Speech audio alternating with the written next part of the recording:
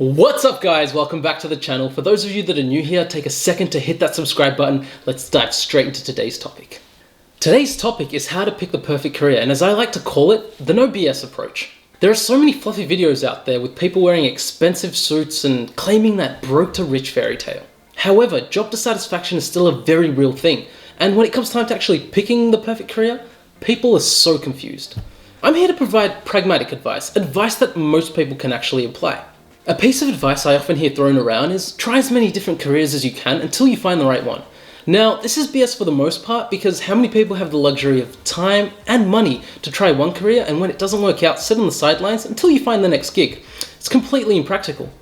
Choosing a career needs to be a well thought through decision process, and hopefully this video will help you make the right decision.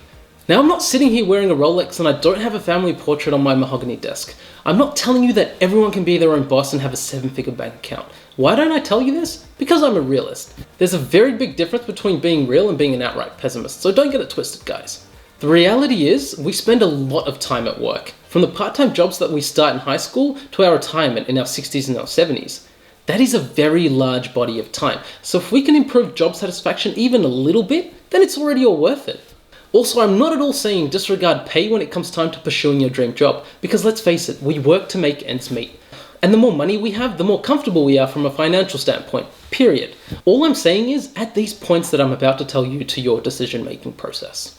Naturally, some of you are sitting there thinking, have I found my dream job? The short answer is no. However, given the circumstances when I actually made the decision, it was one of the best decisions I could have made. Think of a career as a collection of jobs, and each job should be ideally leading you to that perfect role, the one that will ultimately define your career.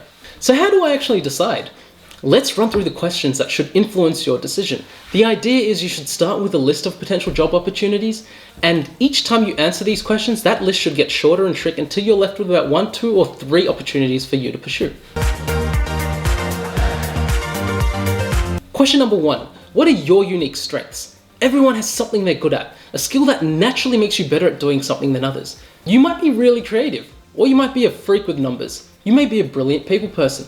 Whatever it is, find that unique strength and find a role that requires this skill as a core competency. If you land a job where you're constantly doing something that you're good at, job satisfaction will be a very, very small concern for you. However, you might find that that particular role that screams your name doesn't pay as much, or it might require that you relocate. I urge you not to dismiss the job on these premises. Why? Because the importance of job satisfaction is something that cannot be overstated. Question number 2. How much time can you actually dedicate to work? Now, the answer to this comes down to how high work is on your list of priorities. I'll make a separate videos on how to set priorities and how to order them. It's really important to factor this into your decision-making process because there are certain roles that require you to invest more time than others in order for you to get the most out of that particular role. I urge you to be very honest with yourself when answering this question.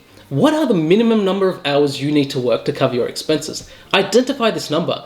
Once you've done so, make a conscious decision as to how many more hours you are willing to invest into a particular role.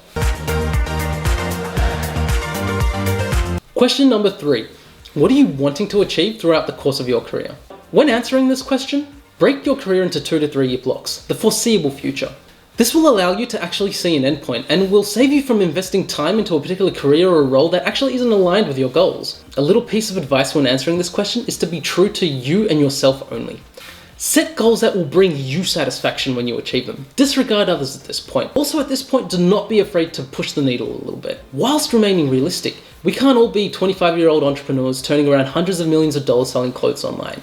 However, we can make a real and lasting impact on society. We can improve the living situations of our families. We can become experts in our particular fields. There is so much we can do. Question number 4. What sacrifices will be required? Now, this is something that not many people will get you to think about. However, I urge you to do so because it'll place you on the front foot and avoid potential future disappointment. To answer this, list out the things that are important to you and break them up into 2 categories, the negotiables and the non-negotiables. Early on in your career, it's really easy to list all of your hobbies as luxuries and put work above everything else. Now, this can be very dangerous because it sets you on the fast track to job dissatisfaction. In my opinion, no job is worth sacrificing everything over, but hey, each to their own. I'd try and have at least 2 items in your non-negotiable category just for the sake of your own sanity.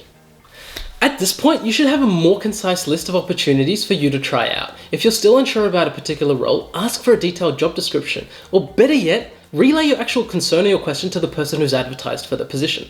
There are plenty of great day in the life videos out there that cover most roles. Use these as an asset during your decision-making process.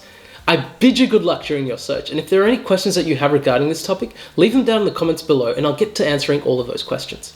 That brings us to the end of the video. If you enjoyed it, smash the thumbs up button, share it around with anyone who you think might benefit from hearing this advice. If you haven't already, hit that subscribe button, and I'll see you in the next one.